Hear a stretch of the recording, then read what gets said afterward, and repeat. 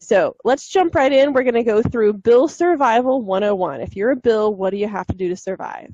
We're going to go through TLO. It's a website. It's Texas Legislature Online. That is your key to effective, efficient grassroots activism, making it look like you're there at the Capitol all the time, when in reality you spend a few minutes a day looking up information and communicating digitally, because we have technology to do that.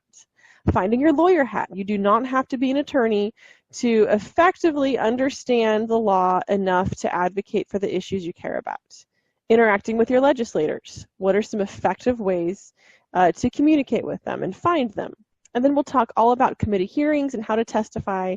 And then if you fall asleep or take a nap or leave or whatever during that, you got to come back for number 7, because that is the 3 things you cannot fail to do for any issue that you care about. And we'll sum that up.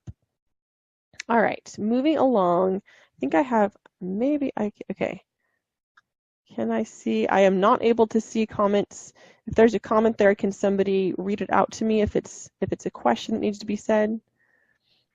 Otherwise, I will continue. Hey, Rachel, this is Yes. Randy. Just to let you know, I'm watching it, and we've got a few new people that have logged on since Tom gave the initial instructions. But if you have a question specifically for Rachel, at the bottom of your screen, you should see a little icon down there for questions, and just type your question. That'll notify me, and then when I get a kind of the best break in there for Rachel, I'll let her know what your question is, or Tom Awesome. can catch that as well. Awesome, very good. Yes, I will be pausing at the end of each section, and I will ask if there are any questions, but you need to have already typed your questions in, because there's not a whole lot of time for that. So as questions come up, please go ahead and type those in, and we will stop at appropriate breaks and answer them. So jumping on in, Bill Survival 101.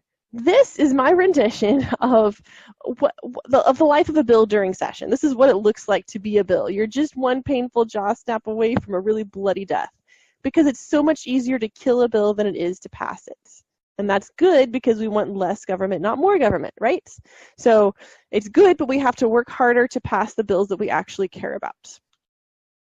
So if you were a bill, you didn't want to die, what would you have to do to survive? Well, you have to pass the House, you have to pass the Senate, and you have to get signed by the governor. Or if you're vetoed, then there's a way for a veto override. But what does that look like? Well, you could start out in the House and go all the way through it and then get moved to the Senate, or vice versa. You can start in the Senate, only the Senate, move all the way through the Senate, and then go to the House, and then to the governor. Or you can have what's called companion bills, which get filed in both the House and the Senate. They can move through both chambers at the same time. During a legislative session that lasts 5 months, they can't start actually listening to bills on the floor and passing them until 2 months into it, until the middle of March or beginning of March. And then session's over at the end of May, and they haven't met deadlines by the beginning of May. Basically, the bills are dead. So it's a very fast-paced session, and it's very common for bills to just die because they didn't move fast enough. In that kind of a setup, it's a whole lot more efficient and safe for bills to be moving in both chambers at the same time. So keep that in mind. So let's take, for example, a bill that's going to start out in the House.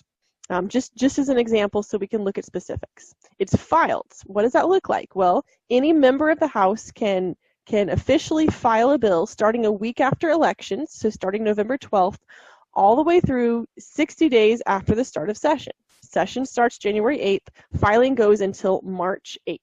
So bills are being filed now, and last time there were a total of around 6,000 bills filed in both the House and Senate. And so we'll be looking for a similar number this time. That's a whole lot of bills to go through. So the bill gets filed. The next thing that happens is after session starts. So session starts this coming Tuesday, January 8th. And that day they will get together. There's a swearing-in ceremony. The speaker is elected from all the members. And typically that's the end of the session the first day. And typically the next day they come together and they create the House rules. So that's one of the very first items of business.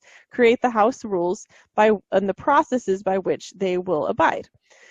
And then the speaker is responsible to set up committees and the committee chairs. He appoints committee chairman, he appoints the members, and then the bill can start moving. And the next step is called first reading. So when the speaker brings up the bill on the floor, but they don't talk about it, he just assigns it to a committee. And it's based on subject matter. So maybe Homeland Security, or Health and Human Services, or Education, or State Affairs. There are a lot of different committees by subject matter. Once it's been assigned to the committee, then the committee chair has two responsibilities. Number one, he needs to assign it to a hearing, to schedule it for a hearing, for a public hearing in almost every case. And that's the time, that is the invitation for the entire state of Texas to come and give your opinion on record for that particular bill. You'd think a lot of people would show up, right? I mean, that's the one most important time when you're actually invited. The legislature says, hey, everybody in Texas, tell us what you think about this issue. You'd think a lot of people would show up, right? Well, they don't. Here's why. You have to drive to Austin, currently, according to current rules and the way they have been, and they could change that, which would be great, but you have to drive to Austin. It's 3 days notice. You have to sit there for a long time. But you know the biggest reason people don't show up is they just don't know it's happening, and or they don't know they can actually do that. A lot of people think you have to be put on a special list to be able to testify. You don't. You can testify. Anybody can show up and do it. You just have to know when it's happening, know the process, so you can actually take advantage of it. But that is your invitation. So the committee chair has to schedule that hearing, and then yes. Let me interrupt just one quick, because you're kind of in the area that's kind of apropos for this question. This person, Dustin, asks if you have a pamphlet or web page which has the dates and the deadlines. That is on TLO. That's on Texas Legislature Online. But I'll be covering that later. That comes up later. So yeah, we're just going to go through some of the basics right now. So go ahead and let me go through all this whole entire this slide here, then I'll take questions on this slide. So committees, let's see, where was I? The committee chairman has two responsibilities, as I was saying. So the committee chairman needs to set that public hearing, and then he needs to then after the hearing, bring the bill up for a vote to get it out of the committee. If he doesn't do one of those things, then it's dead. So those two things have to happen, and that is one person who has the responsibility of doing those things in order to give the bill a chance. And there have been a lot of cases where all the committee members had publicly declared they would vote in favor, or not all, a majority declared they would vote in favor of the bill, but the committee chairman refused to bring it up to give it a vote to get it out of the committee. And that's how a lot of bills die. There's not a vote against them, it's just never brought up for a vote. That way, legislators can claim they never voted against it, right? But they also never voted for it. They never did the thing that made it happen, so they could vote for it. So that's the committee process, part one. If it makes it out of the regular committee, then in the House it goes to what's called the Calendars Committee. The Calendars Committee it was intended to be a scheduling mechanism to decide, okay, we're going to put these things on the House floor for a vote at this time when it makes sense. Well, it's become a gatekeeping mechanism. Currently, there's a setup in which it's possible for any member of the Calendars Committee to anonymously tag a bill to keep it from getting through. Now, is that specified in the House rules of, hey, anybody in the committee is allowed to tag this bill? No, they don't have that written out and codified. They're not going to admit to that. A lot of them refuse to acknowledge it even happens, but it does, and they know it. Any one member, and this happens a lot, can just decide to, they call it tagging. People who refer to it as a name call it anonymously tagging a bill, saying, hey, that bill's not going to get through. We're not going to even bring it up for a vote to get it out of committee. But supposing it makes it through Calendars Committee, then it goes to the House floor for second reading, which is where they do all their debates and amendments, and then third reading, which is just the final ceremonial vote. Yes, we do indeed want this. If it makes it through all those steps before the session's over, before deadlines have been come up against, then it has now passed the House. Once it passes the House, they send it over to the Senate, which basically constitutes being filed in the Senate, although you still do need a member to step up and say, yeah, I'll sponsor it and be like the equivalent of the author here in the Senate. And this is, again, if the bill was filed only in one chamber and not the other. So then that bill is taken up from the very beginning of the process in the Senate. That constitutes being filed. Instead of a speaker in the Senate, you have the lieutenant governor. The lieutenant governor is responsible to assign the bill to a committee. So he'll do it. Now, if he doesn't assign it to a committee, the bill's dead. Nobody else can move it along.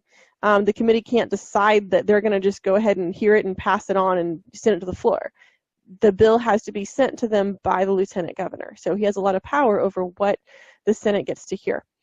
So the committee and the Senate has the same two responsibilities. The committee chairman needs to bring it up for a hearing, bring it up for a vote, and then instead of a calendars committee, again, it goes straight back to the lieutenant governor's desk. And the lieutenant governor has the responsibility of scheduling it for a vote on the floor, on the Senate floor. If he doesn't do that, it's dead again. He acts as a gatekeeper. But if he decides the bill will be heard, then brings it up for a vote. Second reading, same thing. They can do all the debates, all the amendments. And third reading is typically a ceremonial affirmation of, yes, we do want this. At that point, the bill is passed both the House and the Senate. If it has exactly the same wording on both the House and Senate versions, it's sent to the governor. If it doesn't have the same wording, they'll create what's called a conference committee of some Senate and some House members so they can hash out and agree on the wording. And once both the House and Senate sign off, then it goes to the governor. But if they can't agree on it and somebody's just stalling out, then that's another way a bill can die, even if it's passed both the House and the Senate. If they can't agree on a specific wording, it'll be dead. Okay, so they haven't agreed on wording. They send it to the governor. He signs it, or he can veto it, in which case the legislature has 10 days to override the veto if they're still in session. But if they're not still in session, then they are not able to override that veto. So that is the setup of the legislative process. I'll take questions in just a second. One more quick point. Notice there are a lot of choke points where one person has the ability to kill a bill. One person has the ability, maybe they're not voting against it. Maybe it's just a passive action. They didn't do something that needed to be done, right? It's easy for that to happen in the rush. It's 140 days, it's 5 quick months, and there are 6,000 bills moving through. It's easy for that to happen. But it's also easy for pressure to be put on certain people from leadership, from donors, from others, members who want to trade favors and say, hey, please just stall that bill and I'm going to stall this one. And so the members set their own rules. And the House, like I mentioned, probably next Wednesday we'll see them doing a vote, January 9th, for whatever rules that they will they will be able to abide by. And anything that can be passed that will increase the transparency would be good.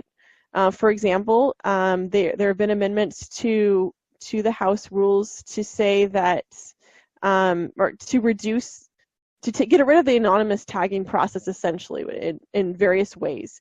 Or to say that after a bill has been in calendars committee for 7 days, then it just automatically can get added, by request, can get added to the House calendar, so it will be heard, even if the calendars committee is stalling out.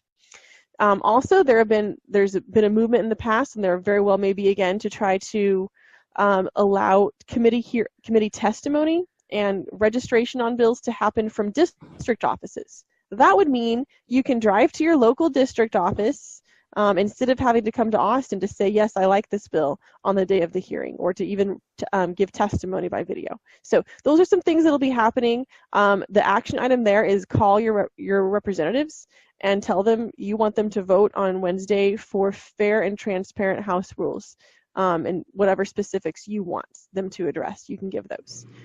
And with that, I want to ask, are there any questions or comments on this particular slide, just on the process and the flow? Yes, we have a few questions. There's one question related to a constitutional carry bill. The question reads, when Greg Abbott was campaigning, he stated, paraphrasing, that he would sign the first reasonable open carry bill to cross his desk. Wasn't it... I'm sorry, I'm losing my track here. I don't believe that there was a constitutional, I'll get it out here. A constitutional carry bill, I think, was presented at that time, but nothing actually happened. But we do have one currently being introduced. Could you address anything that has happened previously with a constitutional carry bill and what's going on now? Okay, so I think there are two things that are being addressed that are kind of conflated. Number one, there's the open carry. So as I mentioned, from 2013 to 2015 is when we did a whole ton of activism, getting a ton of people on board with the idea of open carry, which would simply mean if you have a license, you can put your gun outside of your shirt and people can see it, you won't go to jail, okay? But you still have to have a license. And we made such a big deal about it with open carry walks and so much amazing activism all over the state of Texas by really great individuals, that the legislators realized they had to do something about this issue. And so definitely during the lieutenant governor's four-way primary, one of the hotly debated things was which one of those four people was going to most strongly support licensed open carry. In the governor's race, Governor Abbott and Wendy Davis, I know, even came out saying that she would support licensed open carry. I didn't really believe it, but that statement was there just because we popularized it enough. We shifted the Overton window, if you're familiar with that, from it being a very radical idea to think about it to being, of course, you have to support this. If you're a decent person, you want a chance of being elected. So they were fighting over who could most strongly support it. So that was from 2013 to 2015, particularly in the 2014 elections. Okay. Moving on to the constitutional carry issue, which does away with the permit requirement. No license required to carry, open or concealed. In 2015, Abbott was governor, and Jonathan Stickland filed a constitutional carry bill. Don Huffines also filed a bill in the Senate. So they filed constitutional carry. I actually took a copy of that bill, just a print up of the filed bill, to a meeting that included Governor Abbott, and it was a photo op, but I didn't use it as a photo op. I used it as a meeting, and I asked him to ceremonially sign it, and he got a Sharpie and he put his signature on it and stated that he would be very happy to sign that bill if it came across his desk, meaning if it had already been passed by the House and the Senate. He may have known or may not have known, but Senate leadership was not happy with that bill and ensured that it did not even get a hearing. So it didn't even have a committee hearing in the House or the Senate. No chance of getting it through. 2017, it did get a hearing and did move a lot farther through, but died in the calendars committee. So hopefully that answers the question of kind of where we are there with constitutional carry. On that particular bill, well, any of these bills that we're dealing with, at least with the Second Amendment issues, when they're first filed and it moves to committee, is it the calendars committee that is the first to see it, or does it get dispersed to other committees as necessary? What would be the first one typically for a Second Amendment bill to hit? Okay, calendars committee is the scheduling mechanism that's the gatekeeper of the House floor. So that is after it's been through the normal committee process. Gun bills all the bills go through calendars committee, okay? But they don't have a hearing on it. So the topic committee for gun bills would be the Homeland Security, typically in the House, and the State Affairs in the Senate. Although there's some flexibility especially for like school carry bills, that could be education. There could be some room there. But typically Homeland Security in the House and State Affairs in the Senate.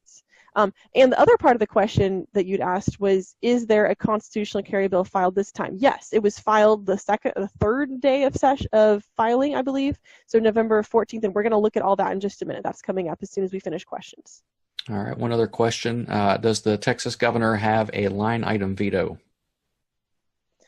That's a little complicated. I'm fairly certain that depends on this. I think there is a way in some bills that can happen, but typically not. I would have to check on that though. Last time, I mean, you can Google press releases from last time. I think he had a big press conference where he announced the veto of like 100 bills and kind of listed through why, something like that, and listed through why he was vetoing them. So vetoes do happen. Okay. And I think you had already addressed the fair and transparent testifying. I'm not sure exactly what the question is there, but is there anything specific that is actually happening that you had mentioned about the fair and transparent, contacting our legislatures about that? Is there anything that we should be specifically looking at? Yeah, you should tune in and watch the video of the House proceedings on Wednesday. And listen to what happens. I also recently did a Facebook post, and I linked to the debate last time, and I listed a really important 15 minutes to listen to that gives you the idea. So that would be a good thing to listen to, just to, to get the feel for what that looks like. It's on my Facebook page, Rachel Malone. All right. I think that's all the questions we have for the moment.